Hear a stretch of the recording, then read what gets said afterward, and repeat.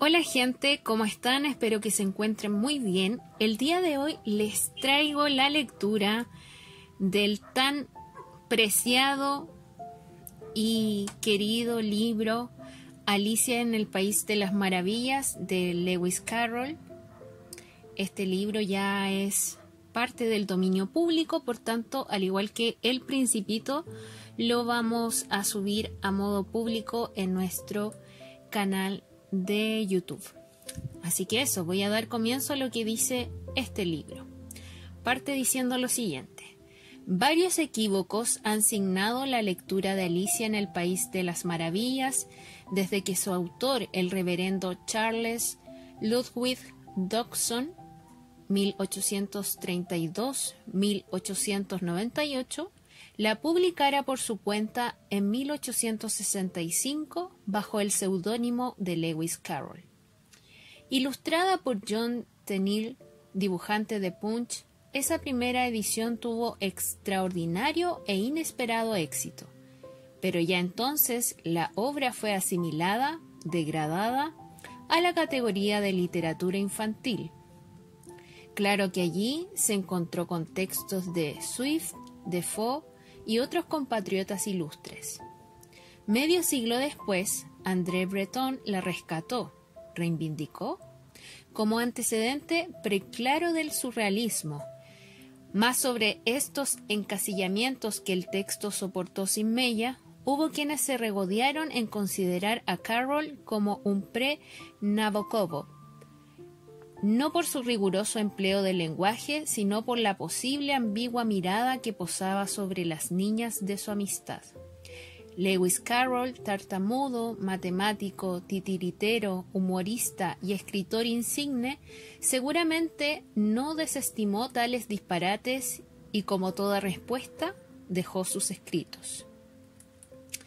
El libro que yo estoy leyendo y la edición corresponde a la traducción hecha por Graciela Montes.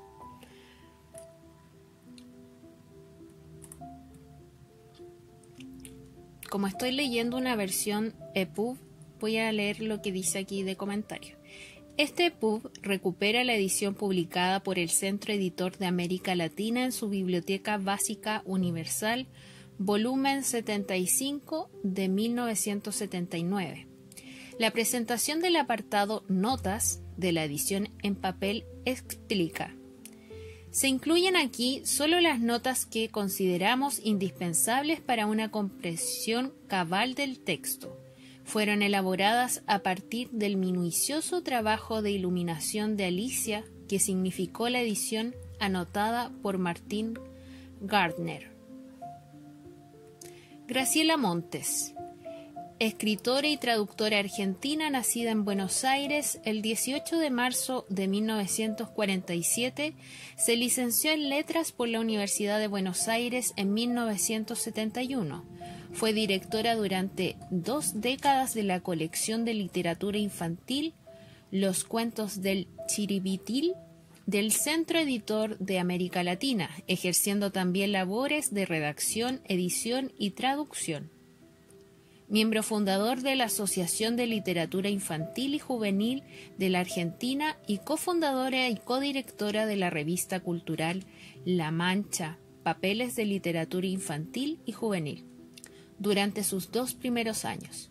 Ganó el premio Lazarillo en 1980. Fue la candidata argentina al Premio Internacional Hans Christian Andersen en 1996, 1998 y 2000.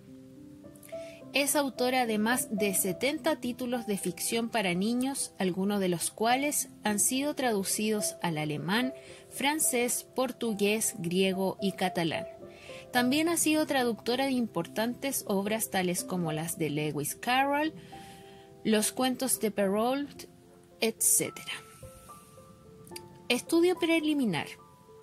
Alicia se merece, sin lugar a dudas, ese nacimiento entre legendario y meticuloso que le adjudicó siempre su autor.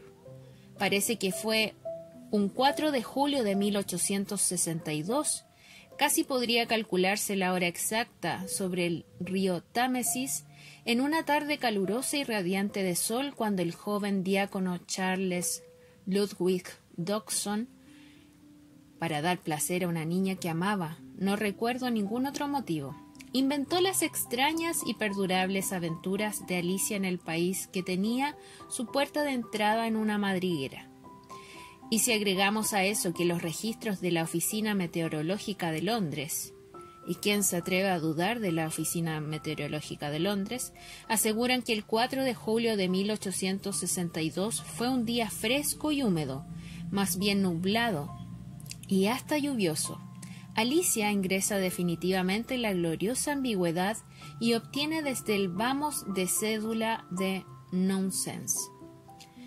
El nonsense, creación peculiar de Inglaterra, que campea en las nanas, las nursery rhymes y sobre todo en los limericks de Edward Lear y en la obra de Carroll, se nos aparece como el disparate, el porque sí, un mundo nuevo donde no acertamos a dar con los puntos de referencia habituales. El propio Lewis Carroll fue ese el disfraz que eligió Dodgson para circular por el nonsense. Nos ofrece una receta infalible.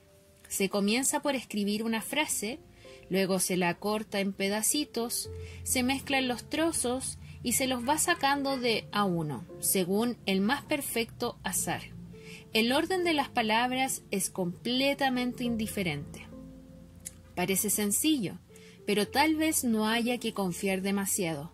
A fin de cuentas, es la definición oficial de un victoriano y parece deseosa de certificar la inocencia azarosa de su producción. Pero el nonsense no es tan inocente, como tampoco es inocente el lenguaje. De todos modos, vale la clave, la violencia al lenguaje. El material del nonsense es el lenguaje. La rima o la aliteración decide la sucesión de los acontecimientos. Un juego de palabras define la situación. Es en virtud del ritmo, la rima y las reiteraciones que los limericks de Edward Lear crean ese orden aberrante que sin embargo aparece como natural y necesario. Un universo, como dice Isabel Jean, en que las cosas son así porque así lo han querido las palabras. El nonsense, respetuoso de la sintaxis, violenta la palabra y, lo que es más importante, violenta el referente. Para Carroll, que además de violentar y manipular el idioma inglés, lo observa constantemente, el lenguaje es un telón tan opaco que la atención se detiene persistentemente en él, en lugar de atravesarlo en busca del referente. Alicia en el País de las Maravillas y A través del espejo son obras construidas sobre el lenguaje. El lenguaje es el verdadero protagonista de ambas. Se suceden los juegos de palabras contrarrestados por urgentes exigencias de precisión verbal. El sombrerero, la liebre de marzo, la símil tortuga y el gato de Cheshire son personajes nacidos del lenguaje. La minuciosa observación de un giro, de una frase hecha, acaba por proyectar el signo sobre el mundo de los referentes.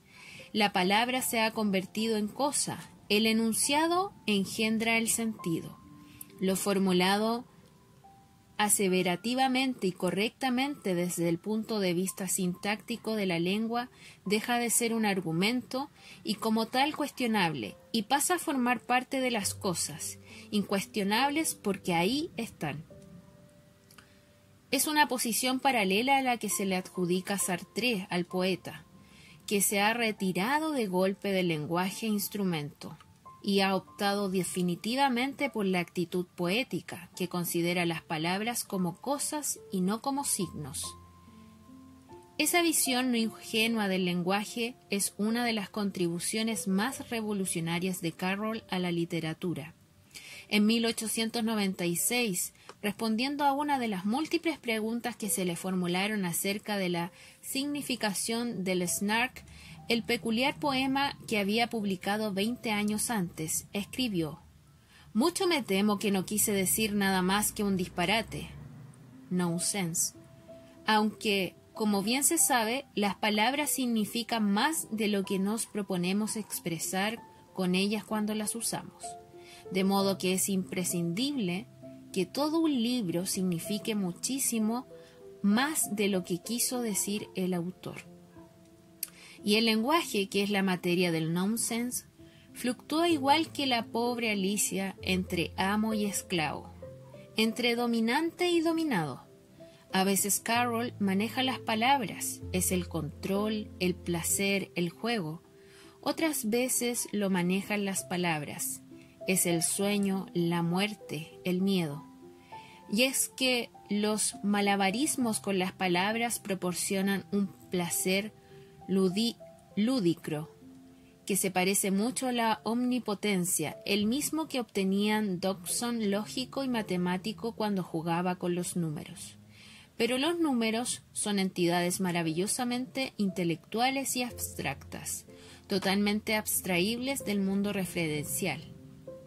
Las palabras, en cambio, aunque es posible extrañarlas y manejarlas, acarrean con ellas el mundo de las referencias y el mundo de la cultura.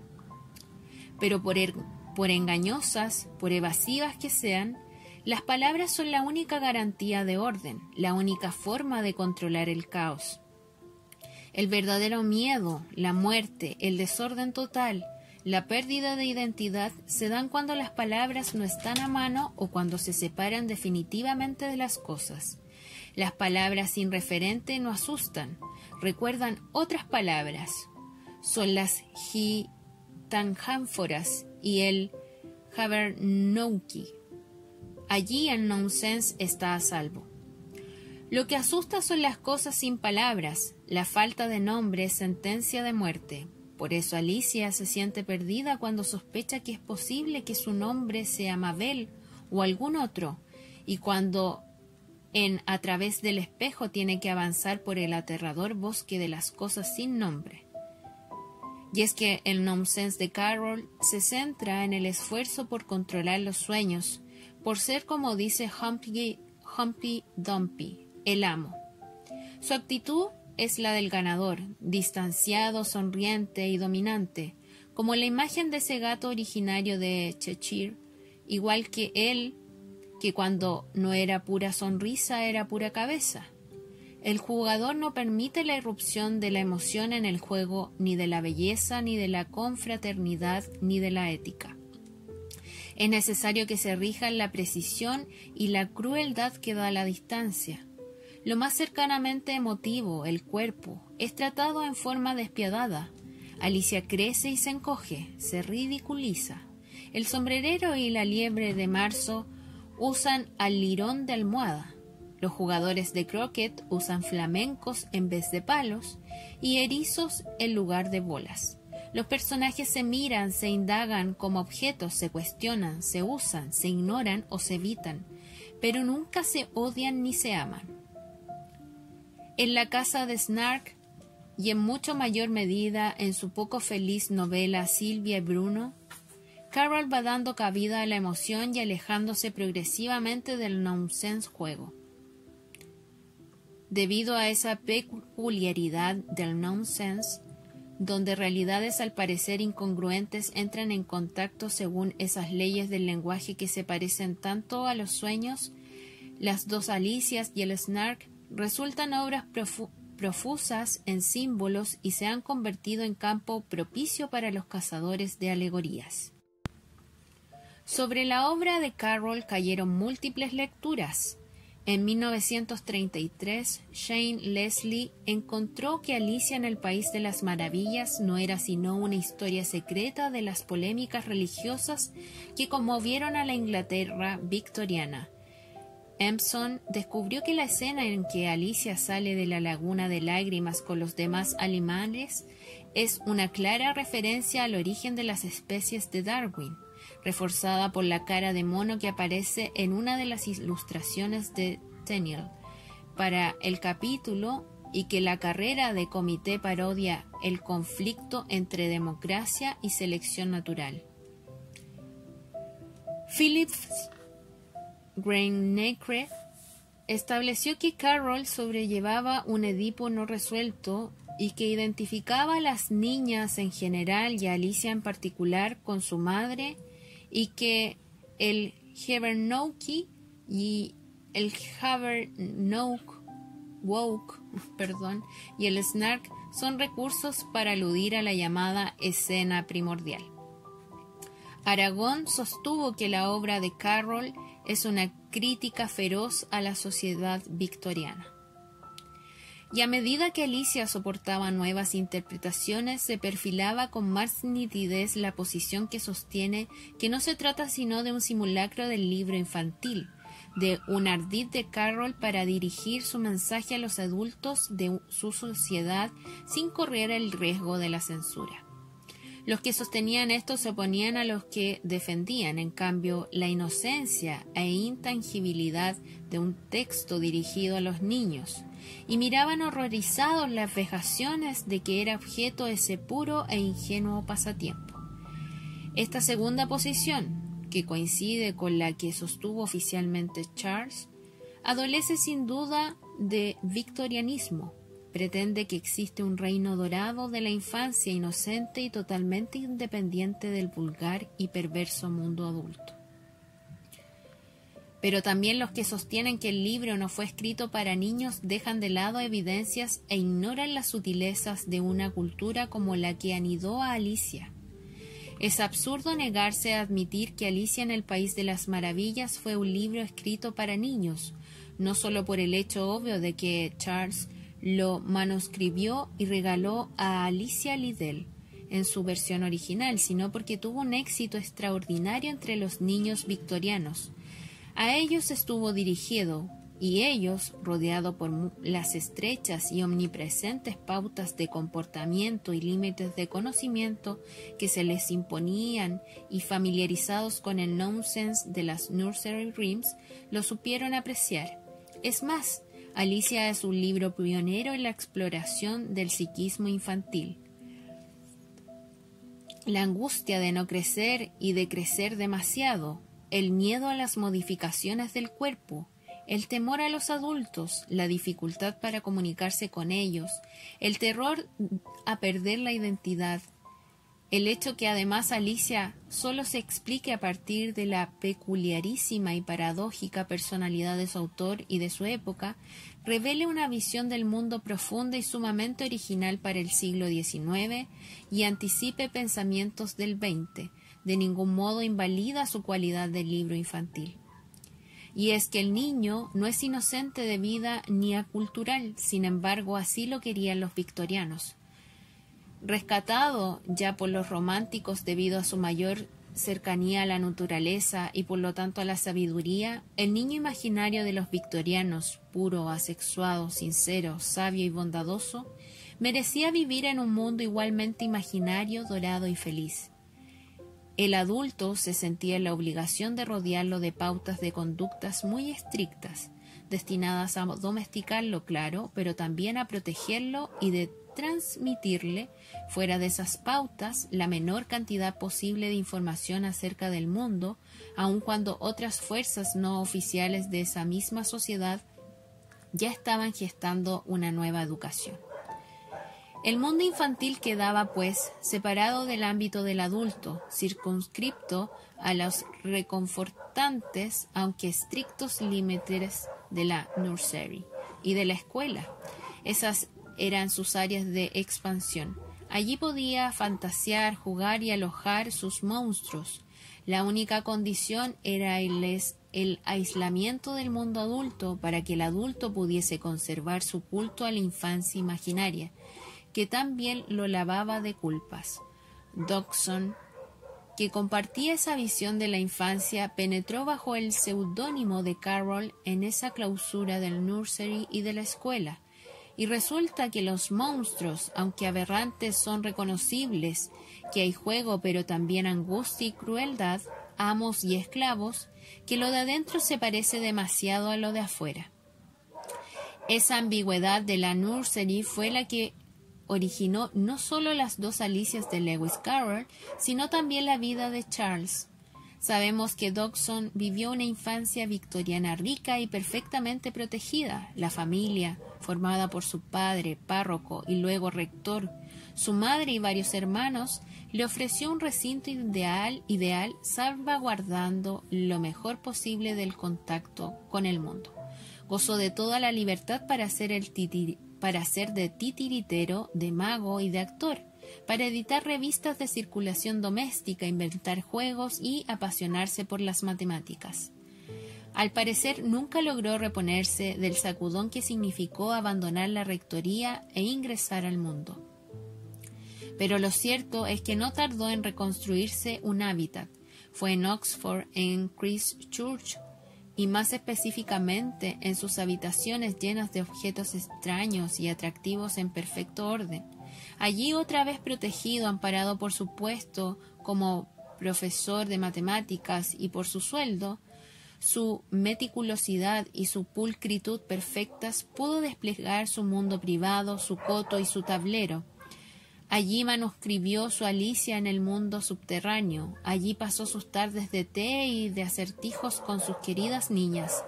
Allí trabajó en sus fotografías, jugó con las matemáticas y con la lógica, y escribió innumerables e ingeniosas cartas. Esa forma particular que tuvo Dodgson de resolver su situación en el mundo en la protección de un refugio, le permitió establecer los imprescindibles nexos con el exterior en forma decorosa y hasta desenvuelta a pesar de su tartamudez. La ambigüedad de la nursery, la ambigüedad de la actitud hacia una infancia que se oprime pero cuya imagen se venera, la ambigüedad de la actitud de Dodgson hacia las niñas. Nadie ignora que Charles cultivó con más ahínco que cualquier otra actividad las fervorosas amistades con niñas pequeñas, amistades que daba por terminadas en cuanto esas niñas revelaban el menor síntoma de haberse transformado en mujeres. Y nadie ignora que detestaba con igual fervor a los niños varones. Dodgson consideraba a las niñas ángeles asexuados, pero las amaba con intensidad sexuada. No soñaba siquiera con mancillar su inocencia, pero amaba sus formas al punto de fotografiarlas desnudas. Es la ambigüedad de una época también y es necesario comprenderla porque si no se corre el riesgo de perder la clave principal. Ambigua es la actitud de Alicia. Alicia es contestataria y convencional, juez y reo, respetuosa con la oruga y el gato de Cheshire, despectiva con el conejo blanco, condescendiente con la símil tortuga, protectora con los jardineros de la reina, digna con el sombrerero y la liebre de marzo, y autoritaria en la escena final del juicio. Alicia intercambia roles con los habitantes del País de las Maravillas. Y es que Alicia es Alicia y los monstruos que encuentra, porque son su sueño, y el sueño, que parece arbitrario, solo cobra sentido a la luz del soñador, así como las creaciones de la nursery, se remite a la cultura que engendró la nursery, y la irreverencia de Carroll se ve mejor a la luz de los pruritos del muy reverente Dodgson, que no permitía que se hiciese una broma de tema religioso en su presencia. La Inglaterra victoriana recomponía su ideología oficial y fue imprescindible hacerlo cuando la industrialización y la concentración urbana redistribuyeron las fuerzas sociales y consagraron el advenimiento al poder de la clase media. Y la clave fue la ambigüedad, ocultamiento de la actividad material tras preceptos espiritualistas, anatemas al ateísmo para contrarrestar los cuestionamientos irreversibles de la ciencia que esa misma actividad material impulsaba, una infancia que es a la vez objeto de represión y de culto. En esa circunstancia y en ese momento nace la ambigüedad genial y muy inglesa, Alicia, con su imagen de un mundo kafkiano, absurdo pero convencional, ubicada en la encrucijada en que una cultura se resiste a dar por caducada una interpretación del mundo, pero se ve llevada irresistiblemente a hacerlo. Charles Ludwig Dodgson nació el 27 de enero de 1832 en el pueblito de Darsebury, en Cheshire, donde su padre se desempeñaba como párroco. La familia se mudó luego a la rectoría de Croft, cerca de Darlington. Charles era afecto a inventar juegos para sus hermanos, construyó un teatro de títeres, hizo de actor y de mago, inventó acertijos. Cursó sus primeros estudios en Richmond y luego en Rugby, y se destacó muy pronto en la matemática. Durante las vacaciones en la rectoría se desempeñaba como editor y principal colaborador de revistas de circulación familiar, Useful and Instructive Poetry, The Rectory Magazine, The Rectory Umbrella, Mitch and Much, en cuyas páginas aparecieron las primeras versiones de Jabberwocky y de la poesía de El testimonio de Alicia. En 1850 Charles se matriculó en Christ Church, Oxford, y 4 años después obtuvo su título. A partir de entonces se desempeñó como senior student y luego como profesor de matemática, cargo que mantuvo hasta su muerte. Investigó en los campos de la lógica y de la matemática, publicó The Condensation of Determinants, Algebraic Formula for Repositions y otros libros que me son difíciles de pronunciar en inglés. En 1856, en una revista llamada The Train, publicó un poema bajo el seudónimo de Lewis Carroll, nombre que formó anglizando el apellido materno, Ludwig, y latinizando el nombre de pila, Charles. En 1862, a pedido de Alicia Liddell, una de las hijas del dean de Christ Church, manuscribió e ilustró un cuento que les había narrado a ella y sus hermanas en una tarde de paseo. Lo llamó Las aventuras de Alicia en el mundo subterráneo. En 1865 costeó y vigiló cuidadosamente la edición de una segunda versión modificada y ampliada, que se llamó Alicia en el País de las Maravillas. Las ilustraciones estuvieron a cargo de John Tenniel, cuya labor supervisó y criticó Carroll paso a paso. En 1872 escribió y publicó una segunda parte, A través del espejo, también ilustrada por Tenniel. En 1876 apareció La casa de los Snark y en 1893 terminó de publicar su novela Silvia y Bruno. Dodgson era anglicano ortodoxo, aunque admitía no creer en la condena eterna del infierno. Tory, respetuoso de las jerarquías sociales y aún algo snob, tartamudo, meticuloso y tímido. Fue un pionero de la fotografía y dejó estupendos retratos de niños, los mejores del siglo XIX, según Helmut Herrnsheim. Le gustaban los juegos, sobre todo el ajedrez, el croquet, el billar y el backgammon. Inventó acrósticos, juegos, un nictógrafo, sistemas mnemonoicos. Era muy afecto al teatro. Cultivaba la amistad de innumerables niñas y mantenía con ellas una copiosísima correspondencia, cuidadosamente archivada. Murió en Wilford en 1898. Graciela Montes. Y ahora ya puedo empezar con la lectura propiamente tal de Alicia en el País de las Maravillas. Capítulo 1. Cayendo por la madriguera. Alicia estaba empezando a aburrirse allí sentada a la orilla junto a su hermana, sin tener nada que hacer. Había echado un par de ojeadas al libro que ésta leía, pero no tenía dibujos ni diálogos. ¿Y para qué pueden servir un libro sin dibujos ni diálogos?, se preguntaba Alicia. De modo que estaba deliberando consigo misma lo mejor posible, porque el día caluroso la hacía sentirse soñolienta y boba, tratando de decidir si el placer de hacer una guirnalda de margaritas justificaba el esfuerzo de ponerse de pie y recoger las flores, cuando de pronto pasó corriendo muy de cerca de ella un conejo blanco de ojos rojos. Eso no tenía nada de demasiado particular y tampoco le pareció demasiado desacostumbrado a Alicia que el conejo se dijese: ¡Ay, ay, ay! ¡Que llego tarde!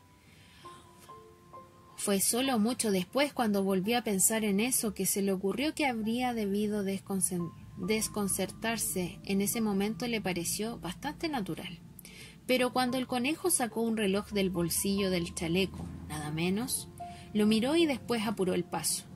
Alicia se puso de pie de un salto porque de golpe se le cruzó por la mente que jamás había visto antes a un conejo con un bolsillo de chaleco ni con reloj para sacar de ese bolsillo, y ardiendo de curiosidad, corrió por el campo en su persecución y llegó justo a tiempo para verlo desaparecer por una madriguera que había debajo del cerco. Y a continuación se ve una ilustración de blanco y negro de este famoso conejito que mira su reloj llevando un abrigo y una especie de espada en su brazo izquierdo. Un instante después iba Alicia tras de él, sin pensar ni por un momento cómo se las iba a ingeniar para volver a salir.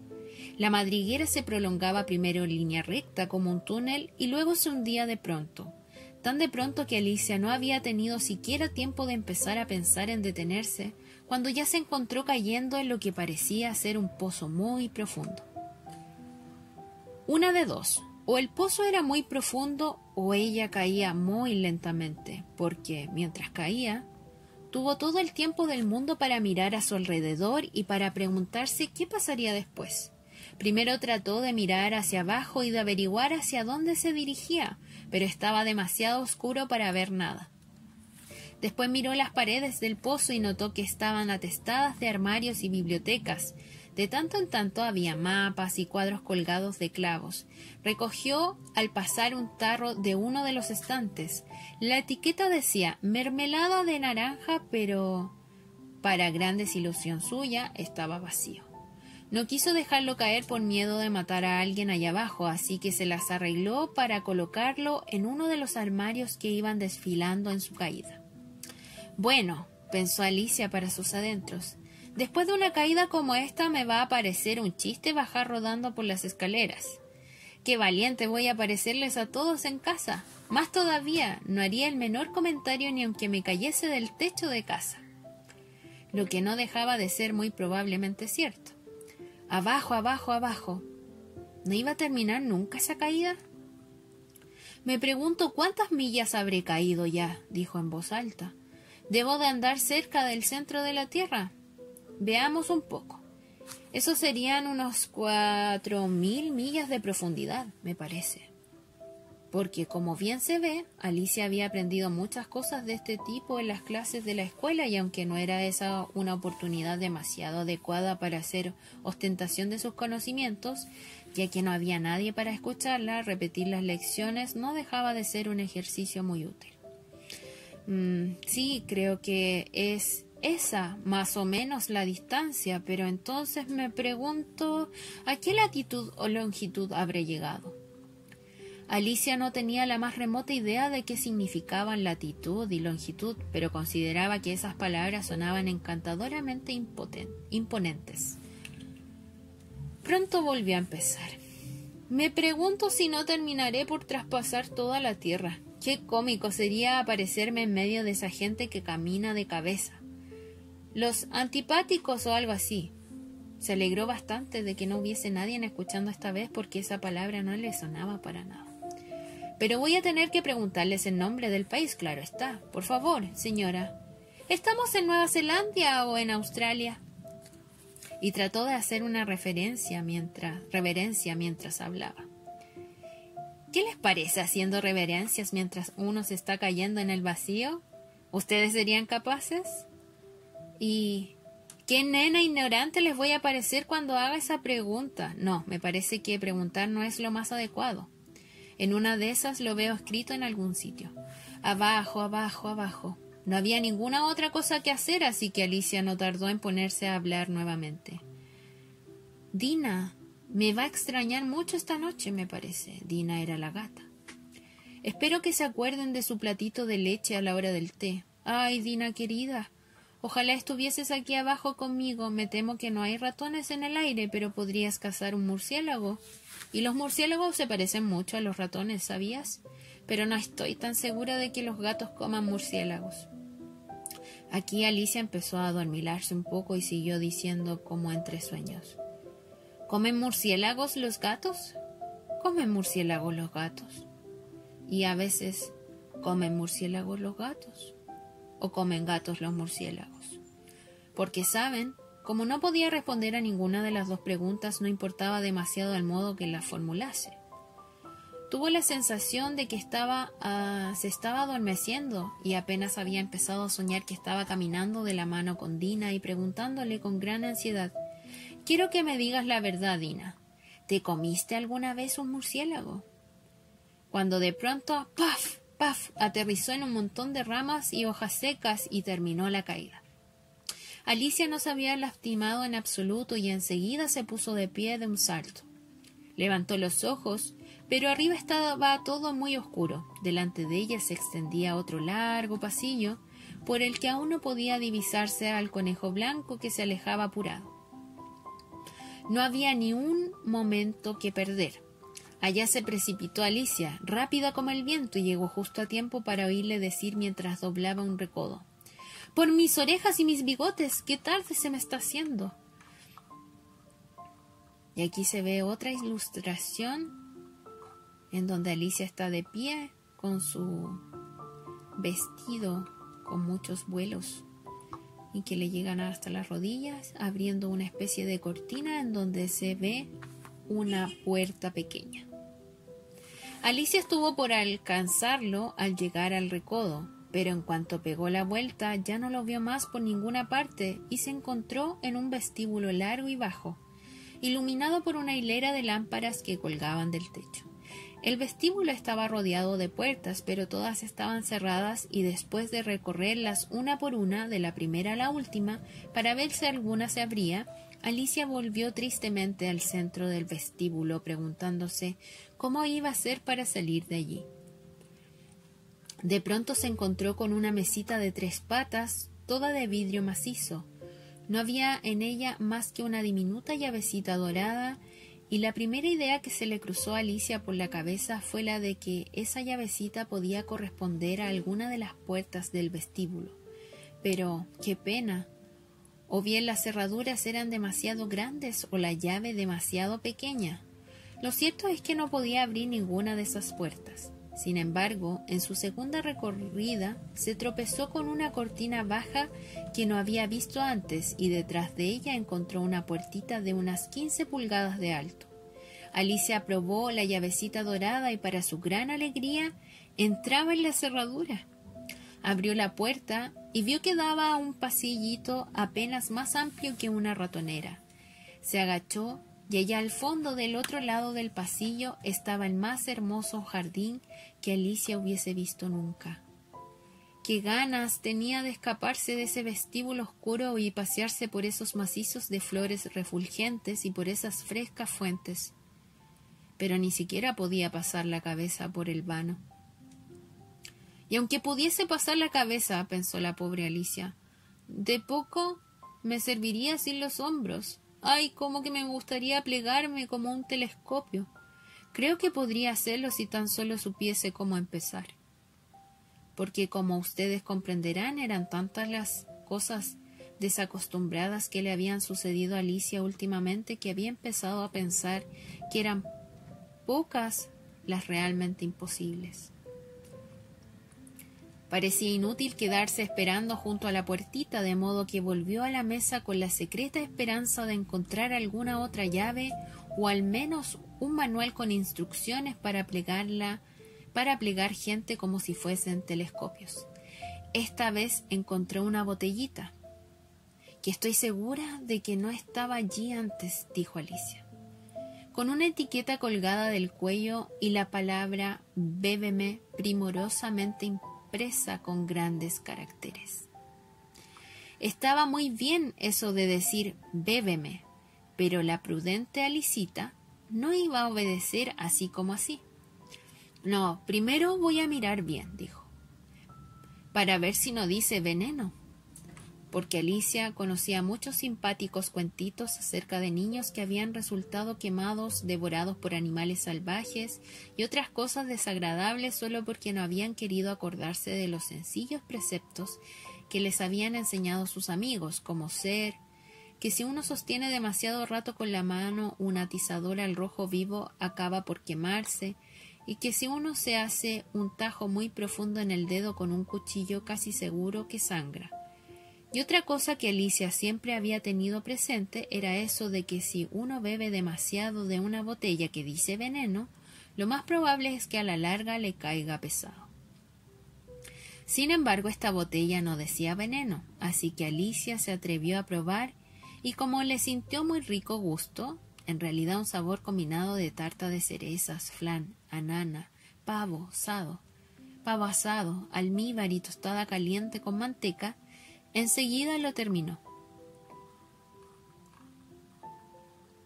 A continuación sale otra ilustración de Alicia con esta botellita en su mano, a punto de probar su contenido. «Qué rara me siento», dijo Alicia. «Debo de estar plegándome como un telescopio». Y así era nomás. Ahora no medía más de 10 pulgadas y la cara se le iluminó cuando pensó que tenía el tamaño exacto para pasar por la puertita y llegar al precioso jardín. Sin embargo, primero esperó unos minutos más para ver si seguía encogiéndose. Se sentía un poco nerviosa cuando pensaba en esa posibilidad. ¿Por qué podría terminar por apagarme del todo como una vela?, se decía Alicia. ¿Y qué aspecto tendría yo entonces? Eso querría saber. Y trató de preguntarse qué aspecto tenía la llama de una vela apagada, porque no podía recordar haber visto jamás nada semejante. Después de un tiempo, cuando vio que nada nuevo sucedía, decidió irse derechito al jardín. Pero, pobre Alicia, qué pena. Cuando llegó a la puerta notó que se le había olvidado la llavecita, y cuando volvió a la mesa para buscarla se dio cuenta de que en ningún modo podía alcanzarla. La veía con toda claridad a través del vidrio e hizo todos los esfuerzos posibles por treparse por una de las patas, pero resbalaba demasiado, y cuando se cansó de intentarlo se sentó en el suelo, pobrecita, y se puso a llorar. «Vamos, ¿de qué sirve llorar así?», se dijo con bastante severidad. «Te aconsejo que te calles de inmediato». Por lo general Alicia se daba muy buenos consejos, aunque rara vez los seguía. Y a veces se reprendía con tanto rigor que se hacía llenar los ojos de lágrimas, y recordaba haber tratado de darse una bofetada un día por haberse hecho trampa en un juego de croquet que jugaba contra ella misma, porque esta peculiar criatura encontraba un placer especial en simular ser dos personas a la vez. «Pero ahora no me sirve de nada simular ser dos personas», pensó la pobre Alicia. «Si apenas quedó lo bastante de mí como para armar una sola persona como es debido».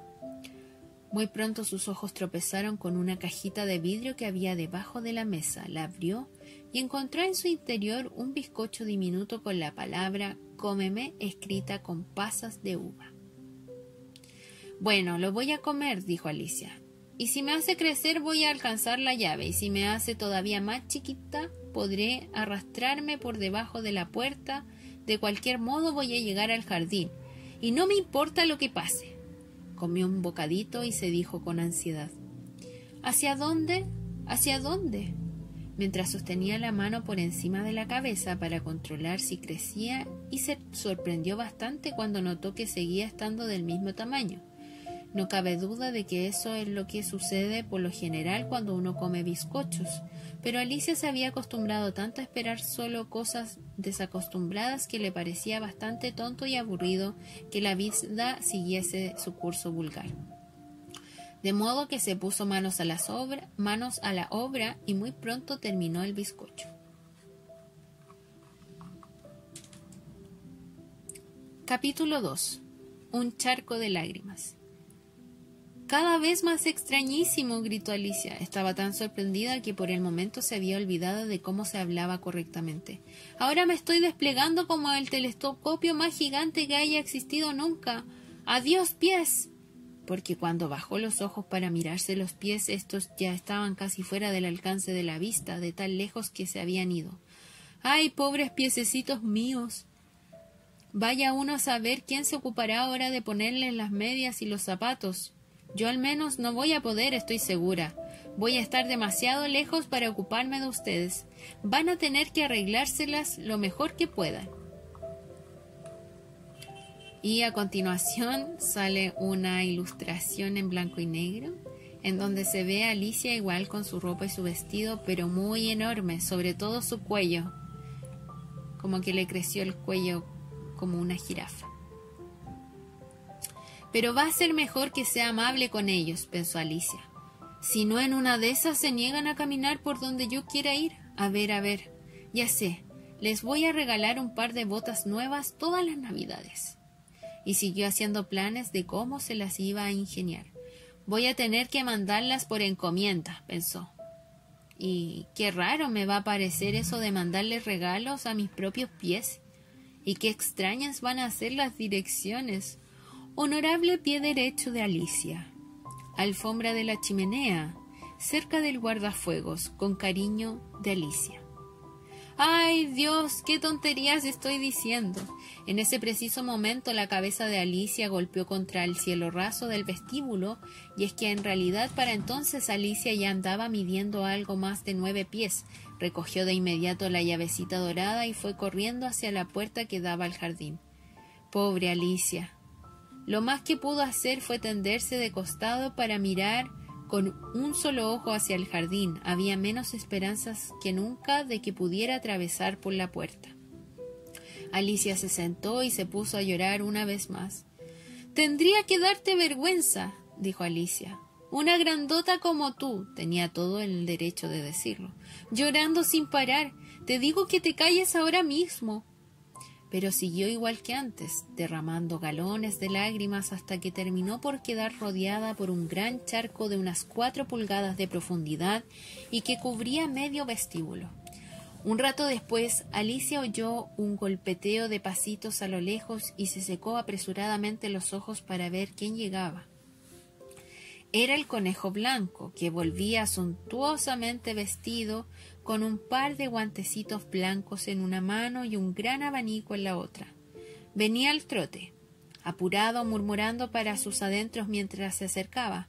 «¡Ay, la duquesa, la duquesa! ¡Ay, lo que no me va a decir por haberla hecho esperar!» Alicia se sentía tan desesperada que estaba dispuesta a pedir ayuda a cualquiera, de modo que cuando el conejo se acercó hacia donde ella estaba, empezó a decir en voz baja y con timidez: «Señor, por favor». El conejo se sobresaltó, dejó caer los guantecitos blancos y el abanico y se escurrió en la oscuridad lo más rápido que pudo. Y aquí en esta otra ilustración se ve a Alicia enorme, sentada mirando cómo el conejo se va y se esconde.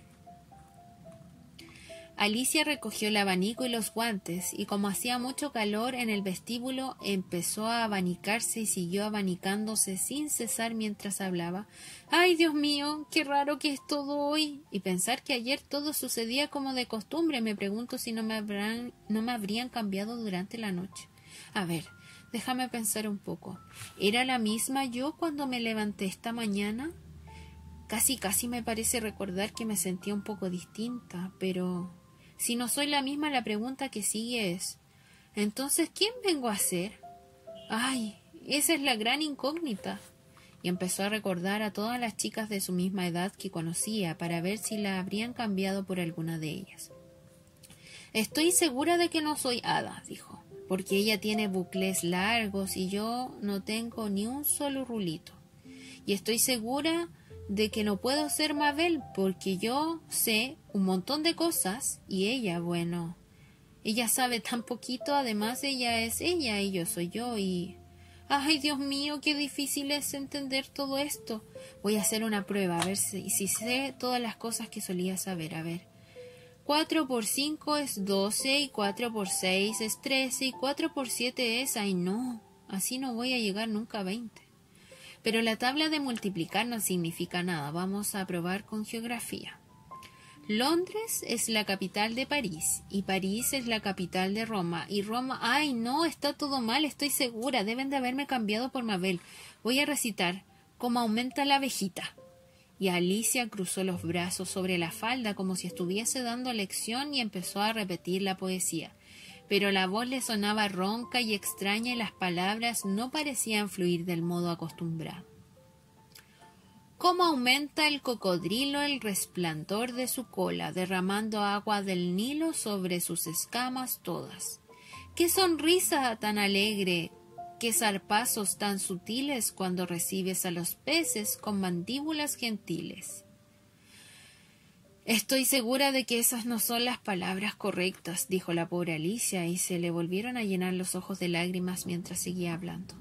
Y sí, debo ser Mabel nomás, y voy a tener que irme a vivir a esa casita de Morondanga, sin juguetes. ¡Ay, Dios!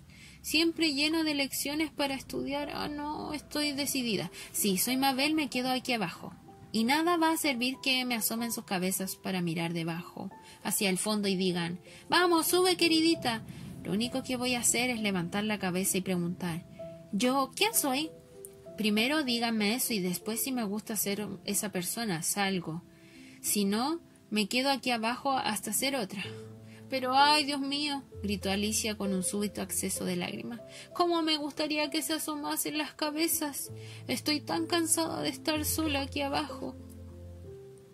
Al decir esto, se miró las manos y se sorprendió al ver que se había puesto uno de los guantecitos del conejo mientras hablaba. «¿Cómo habré podido hacerlo?», pensó. «Debo de estar achicándome otra vez».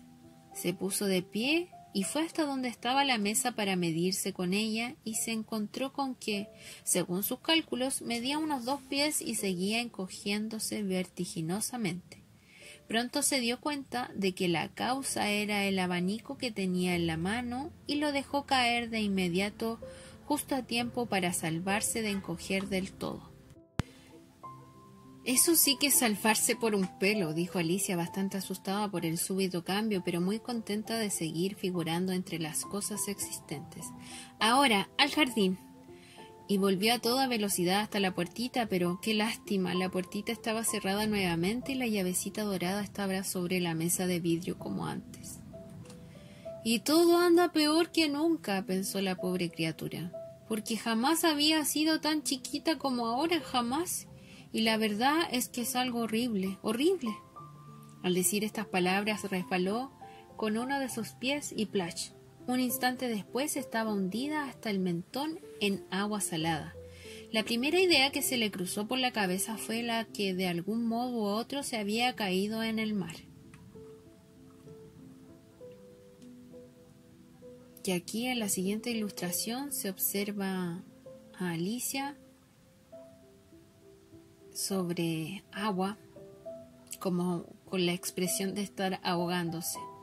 Solo se le ven los brazos y su cara, y debajo de ella es solo agua. «En ese caso puedo volver por tren», se dijo. Alicia había ido a la playa una sola vez en su vida y había llegado a la conclusión de que en cualquier punto de la costa de Inglaterra había unas cuantas máquinas para bañarse en el mar.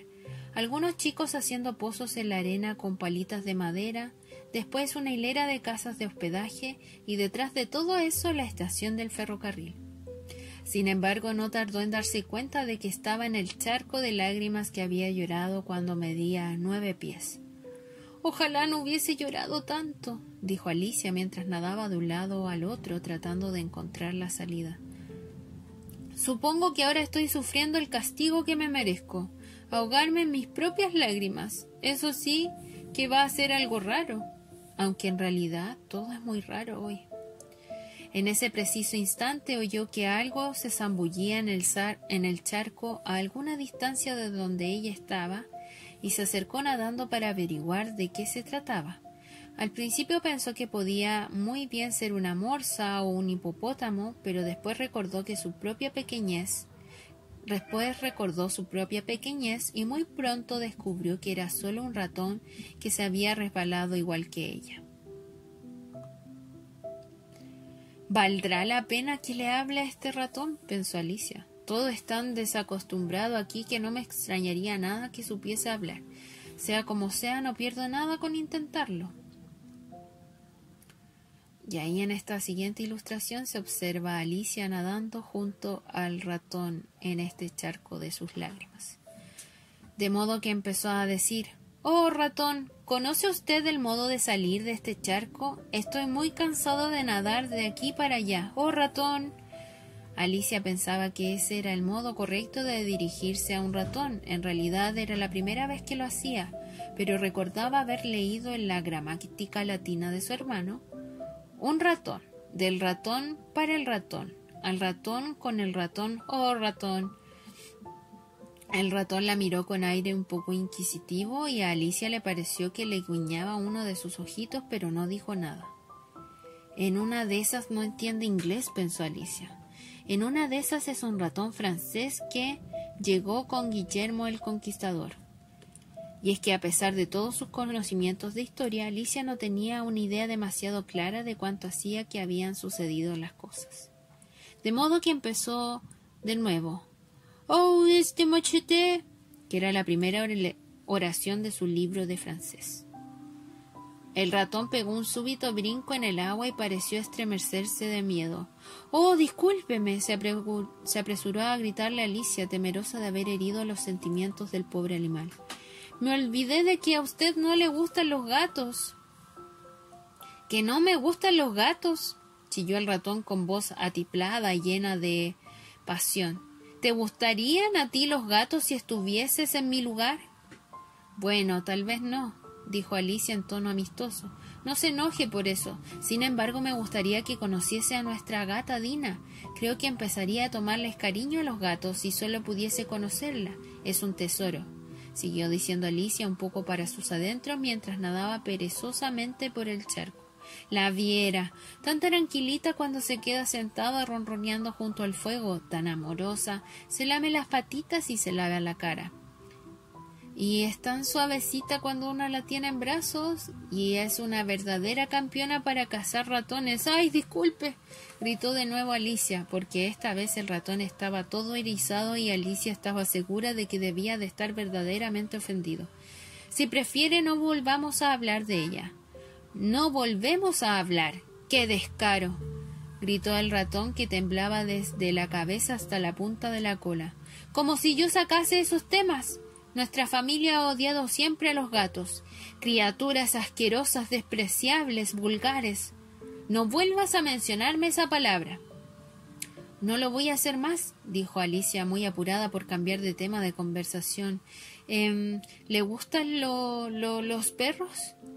El ratón no contestó, de modo que Alicia arremetió con entusiasmo. «Hay un perrito de lindo cerca de casa, me gustaría que lo conociese, un fox terrier de ojos brillantes, ¿vio? Con mucho pelo marrón y todo lleno de rulitos, y sabe ir a buscar las cosas que uno le arroja, y se sabe sentar en dos patas y pedir la comida y muchas cosas más. Ahora no me acuerdo ni de la mitad.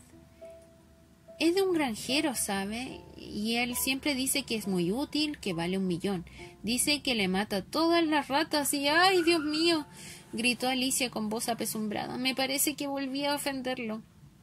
Porque el ratón ya se alejaba de ella, nadando lo más enérgicamente que le era posible y agitado bastante el charco mientras avanzaba. Alicia lo llamó con suavidad. «Ratoncito querido, vuelva, por favor. No vamos a hablar más de los gatos ni de perros si a usted no le gusta». Cuando el ratón escuchó esto, dio media vuelta y nadó lentamente hacia Alicia. Tenía la cara bastante pálida por la emoción, pensó Alicia, y dijo en voz baja y temblorosa: «Vayamos hasta la orilla y te voy a contar mi historia. Así vas a entender por qué odio a los gatos y los perros». Ya era hora de salir porque el charco estaba bastante atestado de pájaros y animales que habían caído en él. Había un pato y un dodo, un loro y un aguilucho y muchas otras criaturas de lo más extrañas. Alicia encabezó la marcha y toda la compañía nadó hacia la costa.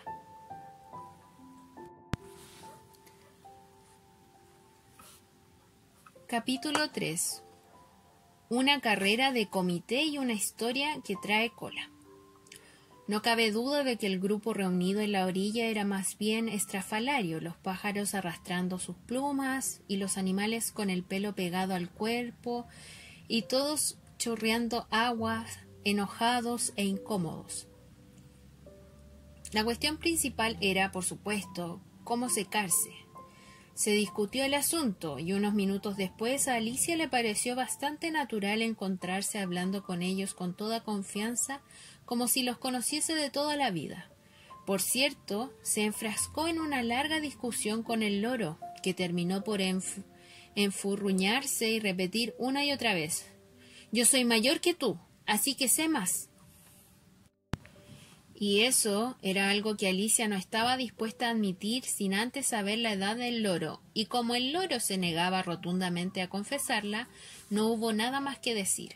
Por fin, el ratón, que parecía ser persona de igual autoridad en el grupo, gritó: «Siéntense todos y escúchenme. Yo voy a secar los bien sequitos enseguida». Todos se sentaron en un amplio círculo, con el ratón en el medio. Alicia no le quitaba los ojos de encima porque estaba segura de que, si no se secaba cuanto antes, iba a pescarse un resfrío de Padre y Señor nuestro. «Ejem», empezó el ratón con aire de importancia. «¿Están todos listos? Esto es lo más secante que conozco, así que silencio, por favor». Guillermo el Conquistador, cuya causa contaba con el favor del Papa, recibió muy pronto la adhesión de los ingleses, que estaban faltos de jefes y demasiado habituados a la usurpación y la conquista en los últimos tiempos. Edwin y Morcar, condes de Marcia y de Northumbria, respectivamente. «Uf», dijo el loro con un escalofrío. «¿Cómo dice?», preguntó el ratón con el ceño fruncido, pero con gran amabilidad. «¿Decía algo?». «Yo no», se apresuró a decir el loro. «Me pareció», dijo el ratón. Continuó: «Edwin y Morcar, condes de Marcia y Northumbria, respectivamente, le otorgaron su apodo, e incluso Stingand, el patriótico arzobispo de Canterbury, encontrándolo aconsejable». «¿Encontrando qué? ¿Qué fue lo que encontró?», preguntó el pato. «Encontrándolo», replicó el ratón, algo enojado. «Supongo que sabrá lo que significa lo». «Yo sé muy bien lo que significa lo cuando soy yo el que la encuentra», dijo el pato. «Por lo general se trata de una rana o un gusano. Lo que me pregunto es qué encontró el arzobispo». El ratón no prestó atención a la pregunta, sino que siguió diciendo apurado: «Encontrándolo aconsejable, se dirigió con Edgar Atheling al encuentro de Guillermo y le ofreció la corona. La conducta de Guillermo fue moderada en un primer momento, pero la insolencia de sus normandos... ¿Qué tal estás ahora, queridita?», siguió diciendo, dirigiéndose a Alicia. «Tan mojada como antes», dijo Alicia con tono melancólico. «No parece secarme en absoluto». «En ese caso», dijo el dodo solemnemente poniéndose de pie, «dejo sentada la moción de que se dé por terminada la sesión y se proceda a la inmediata adopción de medidas más drásticas». «Hable en cristiano», dijo el aguilucho. «No conozco el significado de la mitad de esas palabras tan largas y, lo que es más, creo que usted tampoco las conoce». Y el aguilucho inclinó la cabeza para ocultar una sonrisa. Algunos otros pájaros se rieron abiertamente.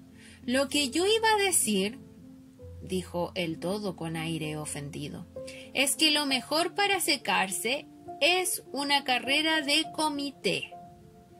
«¿Qué es una carrera de comité?», preguntó Alicia.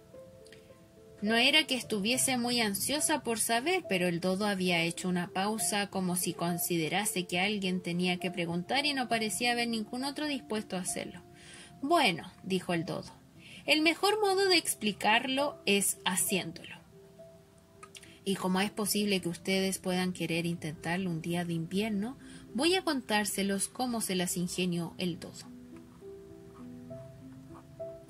Y a continuación se ve una ilustración en donde están todos los animales que habían caído al charco junto a Alicia, que está sentada, el ratón que está conversándoles.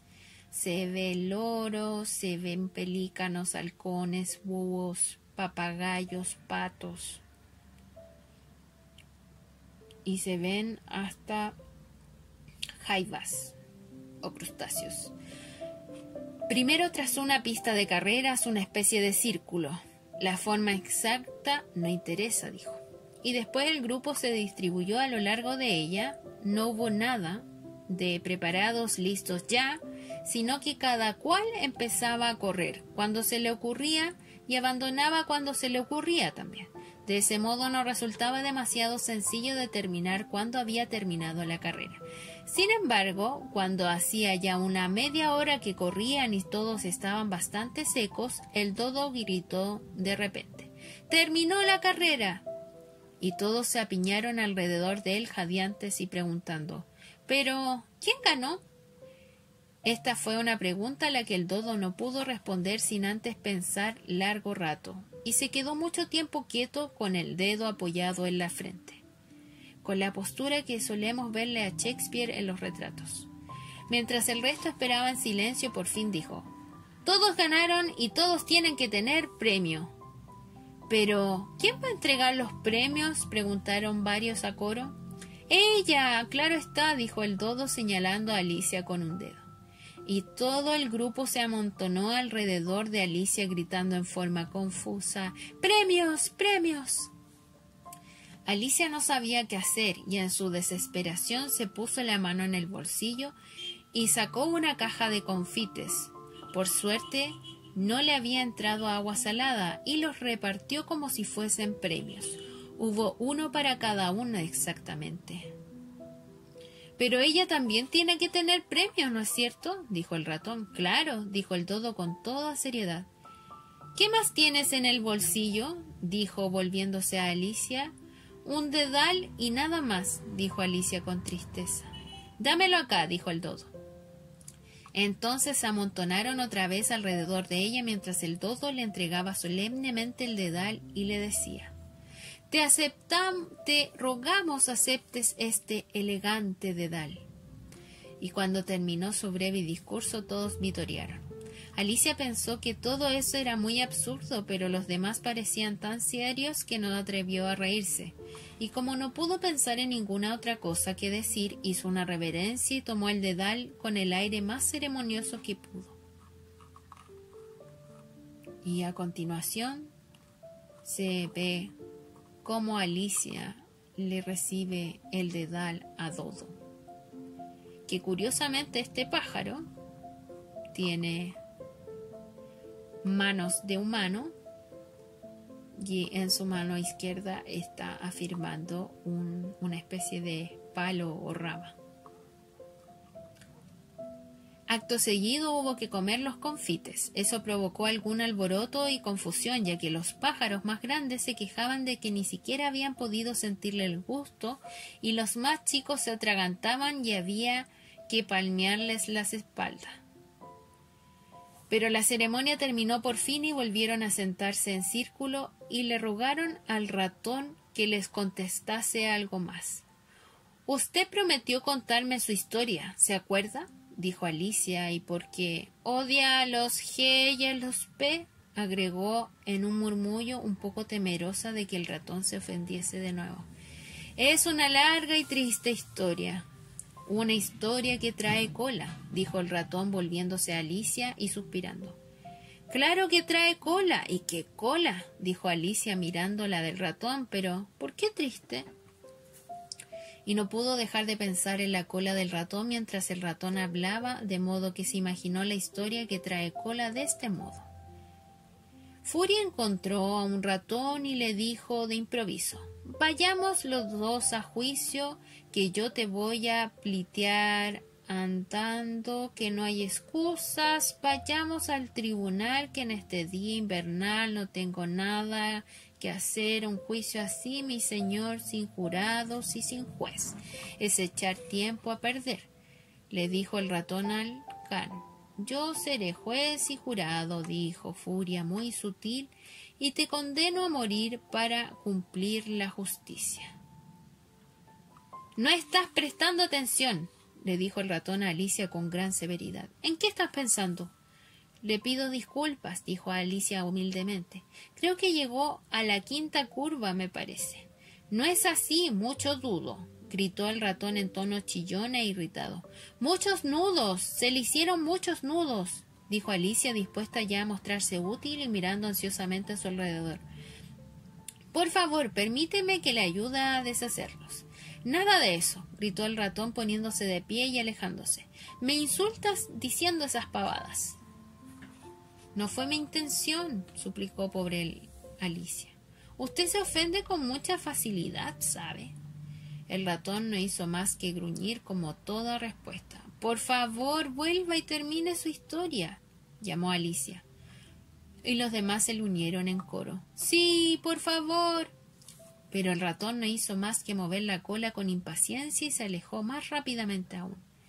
¡Qué lástima que no se quede!, suspiró el loro en cuanto se perdió de vista. Y una cangreja vieja aprovechó la oportunidad para decirle a su hija: «Ay, queridita, que esto te sirva de lección, no hay que perder los estribos». «¡Cállate la boca, ma!», gritó la cangrejita. «Serías capaz de hacerle perder la paciencia a una ostra». «Ojalá estuviese Dina aquí», dijo Alicia en voz alta y sin dirigirse a nadie en particular. «Ella sí que lo traería de vuelta enseguida». «¿Y quién es Dina, si se puede saber?», dijo el loro. Alicia respondió con mucho entusiasmo porque estaba siempre dispuesta a hablar de su mascota. «Dina es nuestra gatita y es una campeona en cazar ratones, usted se imagina. Y otra cosa, me gustaría que la vieran perseguir pajaritos, con decirles que se los come en un santiamén». Este discurso provocó una considerable agitación en el grupo. Algunos pájaros se alejaron de inmediato. Una vieja urraca empezó a arroparse cuidadosamente y dijo: «No voy a tener más remedio que irme a casa. El aire nocturno le sienta pésimo a mi garganta». Y un canario llamó con voz temblorosa a sus hijos: «Vámonos, chiquitos, ya es hora de estar en la cama». Con diversos pretextos todos se fueron alejando y muy pronto Alicia se quedó sola. «Ojalá no hubiese hablado de Dina», se dijo con tono tristón. «Parece que nadie la quiere acá abajo y eso de que estoy segura de que es el mejor gato del mundo. Ay, Dinita querida, no sé si volveré a verte». Y aquí la pobre Alicia empezó a llorar de nuevo, porque se sentía muy sola y deprimida, pero un instante después volvió a escuchar pasitos que venían de lejos y levantó la vista ansiosamente, con la secreta esperanza de que el ratón hubiese recapacitado y estuviese volviendo para terminar su relato. Capítulo 4. El conejo manda un recado. Era el conejo blanco, que volvía al trote lento mientras miraba ansiosamente hacia todos lados como si hubiese perdido algo. Alicia oyó que murmuraba: la duquesa, ay, mis patitas, ay, mi pielcita, mis bigotes, me va a mandar a ejecutar, tan seguro como hay hurones. ¿Dónde puedo haberlos dejado caer?». Alicia adivinó enseguida que el conejo estaba buscando el abanico y el par de guantecitos, y con toda buena voluntad empezó a buscarlos, pero no aparecían por ninguna parte. Daba la impresión de que todo había cambiado desde su zambullida en el charco, y el gran vestíbulo con la mesa de vidrio y la puertita habían desaparecido por completo. No pasó mucho tiempo antes de que el conejo viese a Alicia, que andaba buscando por todos lados, y la llamase con tono enojado. «¿Cómo? Mary Ann, ¿qué está haciendo usted aquí? Corra a casa y búsqueme un par de guantes y un abanico. ¡Rápido! ¡Vamos!». Y Alicia se asustó tanto que salió corriendo sin perder tiempo en la dirección que le indicaba el conejo, sin tratar de explicarle el error que había cometido. «¿Me confundió con su mucama?», se dijo mientras corría. «¡Qué sorpresa se va a llevar cuando se dé cuenta de quién soy! Pero va a ser mejor que le lleve el abanico y los guantes, es decir, si los encuentro». Mientras decía esto, se topó con una casita muy prolija en cuya puerta había una placa de bronce reluciente que tenía grabado el nombre de C. Blanco. Alicia entró sin golpear y subió a toda velocidad las escaleras, muy temerosa de encontrarse con la verdadera Mary Ann y de que le echasen de la casa antes de haber encontrado el abanico y los guantes. «Qué extraño me parece esto de hacer de mensajera de un conejo», se dijo Alicia. «Supongo que en cualquier momento me va a mandar Dina con algún encargo». y empezó a imaginarse lo que podría llegar a suceder. «Señorita Alicia, venga aquí de inmediato y prepárese para su paseo». «Enseguida voy, señorita, pero tengo que vigilar esta ratonera hasta que vuelva Dina, para que el ratón no se escape». «Solo que no creo que dejarán seguir de pensionista a Dina si se le diera por empezar a darle órdenes a la gente de ese modo». Para entonces Alicia ya había logrado llegar hasta una piecita muy pulcra que tenía una mesada junto a la ventana, y sobre la mesada, tal como ella se esperaba, había un abanico y 2 o 3 pares de guantecitos blancos. Alicia recogió el abanico y un par de guantecitos y ya estaba por irse de la habitación cuando sus ojos tropezaron con una botellita que había cerca del espejo. Esta vez no había ninguna etiqueta que dijera «bébeme», pero de todos modos Alicia sacó el corcho y acercó la botella a sus labios. «Lo único que sé es que siempre se me ocurre algo interesante cuando como o bebo algo», se dijo. «Así que voy a ver qué pasa con esta botella. Espero sinceramente que vuelva a hacerme crecer porque estoy bastante cansada de ser una cosita tan insignificante». Y la hizo crecer nomás, y mucho antes de que ella esperaba, antes de llegar a la mitad de la botella, se encontró con la cabeza apretada contra el cielo raso y tuvo que agacharse para que no se le quebrara el pescuezo. Dejó de inmediato la botella y se dijo: «Ya, es suficiente, espero no crecer más, así como estoy no puedo salir por la puerta. Ojalá no hubiese bebido tanto. Qué lástima, era demasiado tarde para desearlo». Alicia siguió creciendo y pronto tuvo que arrodillarse en el suelo un minuto más y ya no tuvo sitio ni siquiera para eso, así que probó de tirarse al suelo con un codo contra la puerta y el otro brazo rodeando la cabeza. Pero seguía creciendo. Como último recurso sacó un brazo por la ventana y un pie por la chimenea y se dijo. Y se ve una ilustración de la pobre Alicia ya del tamaño de la habitación del conejo sacando un brazo por la ventana. «Ahora sí que no puedo hacer nada más, pase lo que pase. ¿Qué va a hacer de mí?». Afortunadamente para Alicia la botellita mágica ya había agotado su efecto y ella dejó de crecer. De todos modos resultaba sumamente incómodo y como no parecía haber ni la menor oportunidad de volver a salir nunca de esa habitación, no es de extrañar que Alicia se sintiese muy desdichada. «Era mucho más lindo en casa», pensaba la pobre Alicia.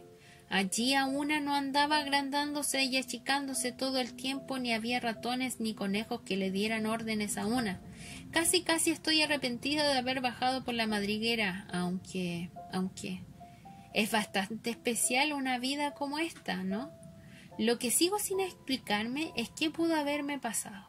Cuando me leían cuentos de hadas, este tipo de cosas no sucedían nunca, me parece.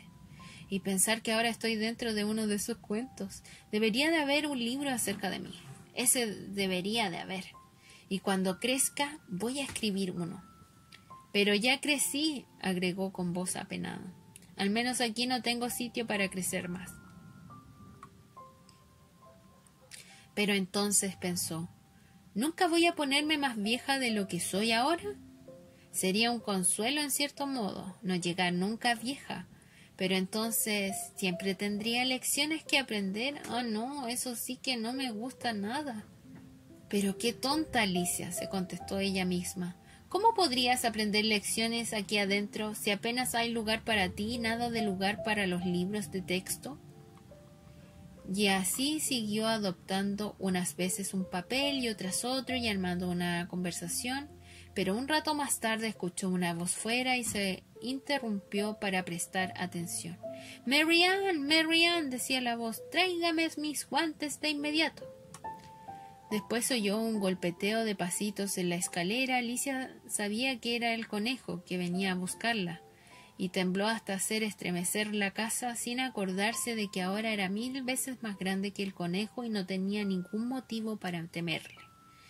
El conejo llegó enseguida hasta la puerta y trató de abrirla, pero como la puerta se abría hacia adentro y Alicia tenía el codo apretado contra ella, Sus intentos culminaron en un fracaso y Alicia lo oyó decirse: «Entonces voy a ir por la ventana». «No vas a hacer nada de eso», pensó Alicia. Y después de esperar tanto que creyó oír que el conejo estaba justo debajo de la ventana, abrió de golpe la mano y volvió a cerrarla en el aire. No agarró nada, pero oyó un chillido y una caída y un estruendo de vidrios rotos, de donde dedujo que era muy posible que el conejo se hubiese caído en un invernáculo de pepinos o algo por el estilo. Después se oyó una voz enojada, la del conejo. «Pat, Pat, ¿dónde está?» Y después una voz que Alicia no había escuchado nunca. «Acá estoy, señoría, buscando manzanas en tierra, buscando». «Manzanas en la tierra, nada menos», dijo el conejo enojado.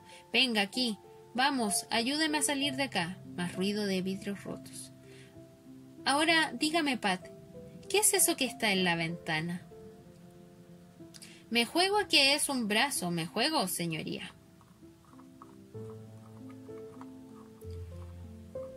Y a continuación se ve una ilustración de la mano gigante de Alicia fuera de la casa y rozando casi el suelo para tomar al conejo con sus manos. Decía, ¿se oría? «Un brazo, pavote. ¿Dónde se ha visto un brazo de ese tamaño? Si ocupa toda la ventana». «Claro que ocupa la ventana, señoría». «Pero, ¿qué es un brazo? ¿Es un brazo no más?» «Bueno, sea como sea, no tiene nada que estar haciendo allí, así que sáquelo ya». Siguió un largo silencio y a Alicia solo oía murmullos de tanto en tanto como: «Claro que no me gusta, señoría. Me va a gustar. Haga lo que le digo, no sea cobarde». Luego volvió a extender la mano y a cerrarla de golpe en el aire. Esta vez los chiflidos fueron 2 y más ruidos de vidrios rotos. «¿Cuántos invernáculos de pepino?», pensó Alicia. «Me pregunto qué harán ahora. Y en cuanto a eso de sacarme de la ventana, ojalá pudieran. Lo que es yo, no tengo el menor interés de seguir aquí adentro. De eso estoy bien segura». Esperó un rato sin oír nada más. Por fin se acercó un rodar de carros y el sonido de unas cuantas voces que hablaban todas al mismo tiempo. Alicia pudo comprender las palabras. «¿Dónde está la otra escalera? ¿Cómo? Si yo tenía que traer una sola. La otra la trae Bill. Bill, agárrala, muchacho. Acá en este rincón. No, primero hay que atarlas. No llegan ni a la mitad todavía. Vamos, no es para tanto. Van a alcanzar perfectamente. Vamos, Bill, agarra la punta de esta soga. ¿Aguantará el techo? Cuidado con esa teja floja. Ahí se viene. Cuidado las cabezas. Un gran estruendo. A ver, ¿quién fue? Supongo que fue Bill. ¿Quién va a bajar por la chimenea? Yo no, Ness, hazlo tú. Ni lo pienses, tiene que bajar Bill. Ya escuchaste, Bill. El patrón dice que tienes que bajar por la chimenea. Ajá, con que Bill tiene que bajar por la chimenea, se dijo Alicia.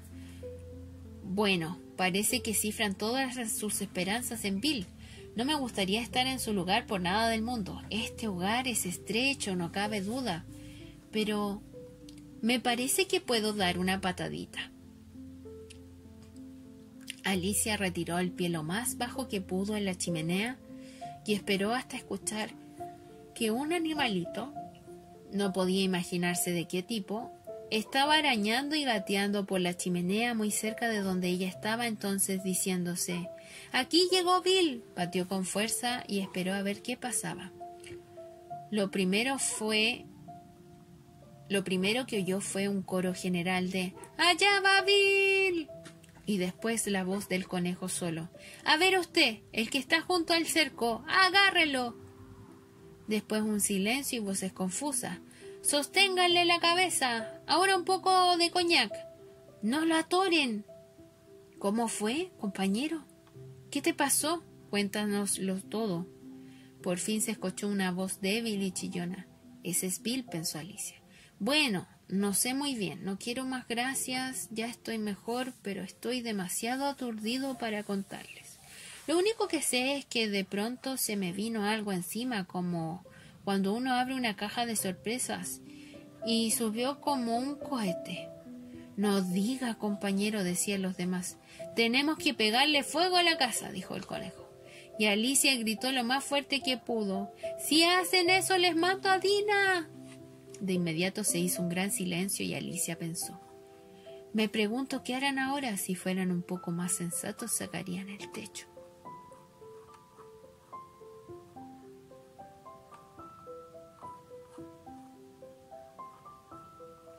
Y ahí se ve en la siguiente ilustración una especie de lagartija que está como volando por los aires. Un momento después empezaron a movilizarse de nuevo y Alicia oyó que el conejo decía: ¡Un barril! ¡Alcanza para empezar! ¿Un barril de qué?, pensó Alicia. Pero no tuvo demasiado tiempo para dudar, porque un instante después entró por la ventana una lluvia de piedritas y algunas le golpearon la cara. Voy a ponerle punto final a esto, se dijo y gritó. Es mejor que no vuelvan a hacerlo. Esas palabras provocaron un nuevo silencio de muerte. Alicia notó, no sin sorpresa, que las piedritas se convertían en pastelitos cuando caían al suelo y se le ocurrió una idea brillante. Si como alguno de estos pastelitos, pensó, seguro que cambia mi tamaño, y como es imposible que crezca más, supongo que voy a encogerme. Así que se tragó uno de los pasteles y se alegró enormemente cuando se dio cuenta de que empezaba a encogerse enseguida. En cuanto fue lo suficientemente pequeña para atravesar la puerta, salió corriendo de la casa y se encontró con un grupo bastante numeroso de animalitos y pájaros que la estaban esperando. Bill, la pobre lagartija, estaba en el centro, sostenido por 2 cobayos que le daban de tomar algo de una botella. Todos avanzaron de golpe hacia Alicia en cuanto la vieron aparecer, pero ella huyó lo más rápidamente posible que pudo. Pronto se encontró a salvo en el bosque espeso. Lo primero que tengo que hacer, se dijo mientras caminaba por el bosque, es volver a mi tamaño normal. Y lo segundo, encontrar el camino a ese precioso jardín. Creo que es el mejor plan. Parecía un plan excelente, sin duda, sencillo e impecable. Solo que no tenía la menor idea de cómo llevarlo a cabo, y mientras espiaba ansiosamente entre los árboles, un ladridito agudo justo encima de su cabeza la obligó a levantar la vista apresuradamente. Un cachorro gigantesco la miraba con grandes ojos redondos y estiraba tímidamente una pata tratando de tocarla. A continuación se ve un perro enorme en comparación al tamaño de Alicia, que está cerca de ella, y ella trata de tocarlo con una ramita que tiene en la mano. ¡Ay, qué amoroso!, dijo Alicia con voz acariciadora, y trató por todos los medios de silbar, pero no podía dejar de estar muy asustada, pensando que tal vez el cachorro tenía hambre, y que en ese caso era muy posible que se la comiese por muchos mimos que le prodigase. Sin saber muy bien lo que hacía, recogió una ramita diminuta y la extendió en dirección al cachorro. Entonces el perrito pegó un brinco en el aire aullando de alegría y se abalanzó sobre la ramita jugando a mordisquearla. Después Alicia se ocultó detrás de un gran cardo para que el cachorro no la aplastara, y en cuanto reapareció por el otro lado, el cachorro volvió a arrojarse sobre la ramita y se cayó rodando en el apuro por agarrarla. Entonces Alicia, pensando que era como jugar con un caballo de tiro corriendo al riesgo de caer arrollada bajo sus patas en cualquier momento, volvió a esconderse detrás del cardo. El cachorro inició una serie de breves arremetidas al palito, corriendo un trecho muy corto hacia adelante y uno largo hacia atrás en cada oportunidad, y ladrando con voz ronca todo el tiempo, hasta que por fin se sentó bastante lejos, jadeando con la lengua afuera y los ojazos entrecerrados. A Alicia le pareció una buena oportunidad para escaparse, de modo que se largó a correr de inmediato y siguió corriendo hasta sentirse bastante cansada y agitada, y hasta que los ladridos del cachorrito se perdieron en la distancia. «¡Y qué amoroso que era!», dijo Alicia apoyándose en un botón de oro para descansar y abanicarse con una de las hojas. Me habría encantado enseñarle a hacer pruebas con tal que hubiese tenido el tamaño adecuado para hacerlo. Ay, Dios, casi me había olvidado de que tengo que crecer de nuevo. A ver, ¿cómo tendré que hacer? Supongo que habrá que comer o beber alguna cosa, pero la gran duda es qué. No cabía duda de que esa era la gran interrogante. Alicia miró las flores y las briznas de pasto que había alrededor de ella, pero no vio nada que pareciese apropiado para comer o beber en esas circunstancias. Crecía allí cerca un hongo enorme, casi tan alto como ella misma, y después de mirar debajo a ambos lados y detrás de él, pensó que podía muy bien mirar arriba para ver qué había, así que se paró en punta de pies, espió por sobre el borde del hongo y sus ojos tropezaron de inmediato con los de una gran oruga azul que estaba sentada allí arriba, con los brazos cruzados, fumando tranquilamente un largo narguil, sin prestar la menor atención de ella ni de ninguna otra cosa.